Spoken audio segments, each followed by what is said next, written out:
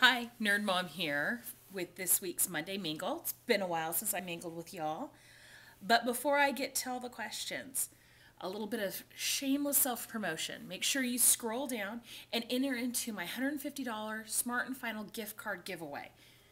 Okay, commercial over. Back to the Monday Mingle.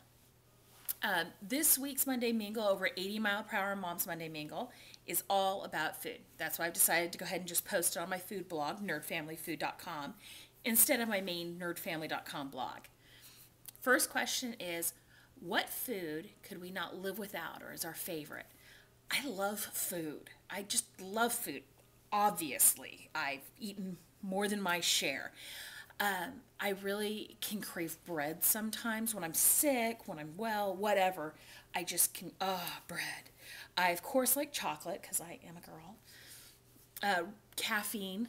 I crave caffeine sometimes, so I'm not quite sure caffeine qualifies as a food. Maybe it should be a food group. Caffeine, very important right now to me. But I love all food. I like fresh fruits. I like vegetables, even if they don't always like me. But yeah, bread, chocolate, caffeine, those are some things I just cannot live without. Or why would I? Ugh. The second question is wanting to know if we're a foodie or a food blogger. Well, I obviously have a food blog because I am posting this on Nerd Family Food. I'm a bit of a foodie. I am kind of a split on foodies, meaning I don't believe that you have to go out and spend $100 for a really nice dinner when I can make something maybe not quite as fancy but still pretty good for $15 at home. There's the babysitting aspect of it, not having your children, but that's a whole different issue, just for food's sake. But I do believe in going the extra mile and actually knowing where your food comes from.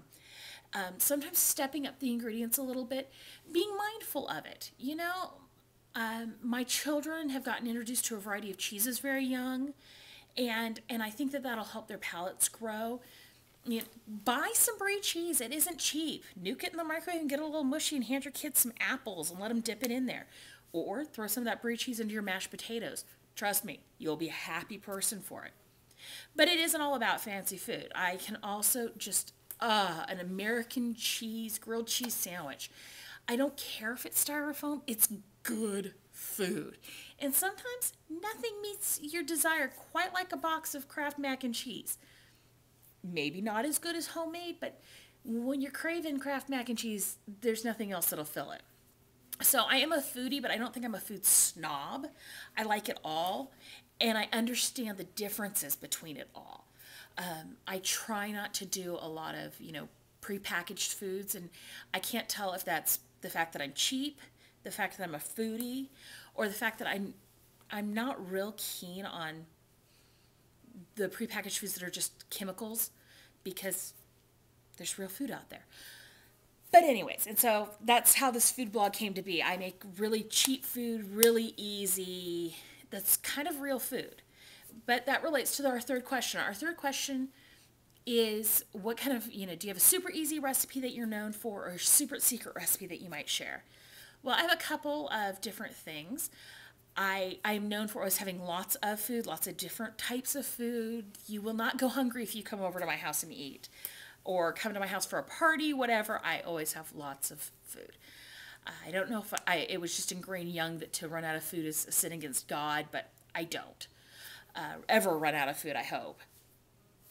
But a super, super easy recipe that is always a hit, no matter who I serve it to, what the occasion is. I am shocked when people ask me to make this for them when I'm taking the meals, because it is so, so easy. It is posted here if you want to see it in print, and it's just a pasta bake. What I do, now I tend to make these like 7 at a time. I bake my chicken off, now, which means I'm baking big trays of it. I'm filling my oven. But you can make one at a time, and I'll give you the basic recipe for one at a time. Bake off your chicken at 350 for 25 minutes, and cube it up in whatever relative size of cube you want. I have small children. It is not fun for me to make a dish and then have to go cut it all up for them when I go to serve it for them. So the cubes of chicken in mine tend to be on the smaller side, but whatever size, it's all cooked. You're grown-ups, you can make that decision on your own.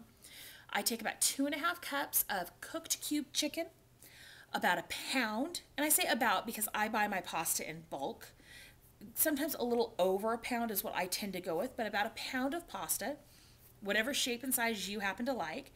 I tend to like the capellini, I think it is, the squiggly. Sometimes I do penne. Sometimes my husband asks for farfalle. Farfalle I don't think is the best for this dish, but when he wants it, who might argue? So about a pound of that cooked, your 2.5 cups of chicken, a 10-ounce brick of spinach. Make sure you get the chopped spinach and not the whole leaf, or you will be cutting it up and you'll have big chunks of spinach. It's not a good thing. Take your spinach, defrost it by rinsing it under cold water, wring it out, and then you take those and you mix them with about a jar's worth of spaghetti sauce or whatever you would use in about a batch for dinner, because you're going to make a big 9 by 13 of this. Mix all those things together.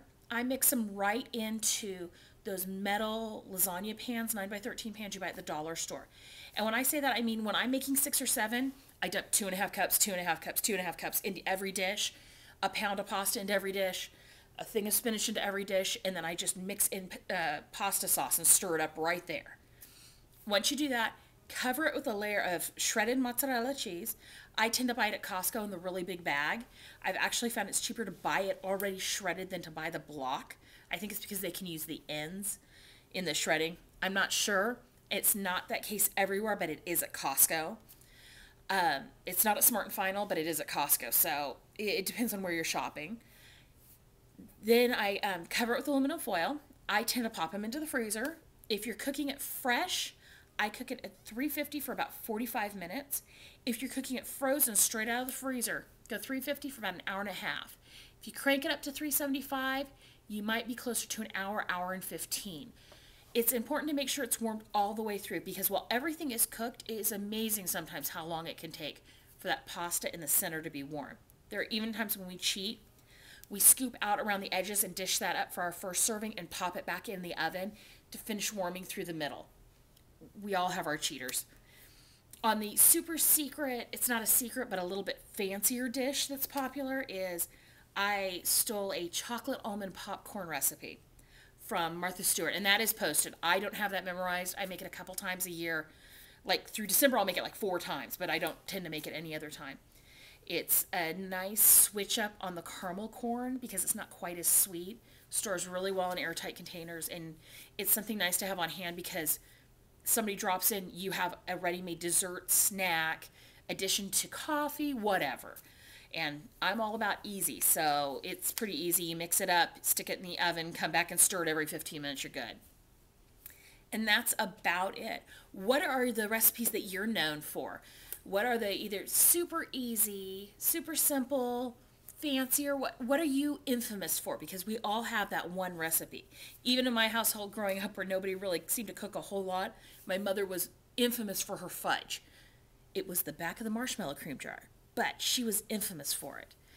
And it was so good. So what are you known for? And I hope you have a great week and a great day. Leave me some comments down below. I live on your comments. Thank you. Bye-bye.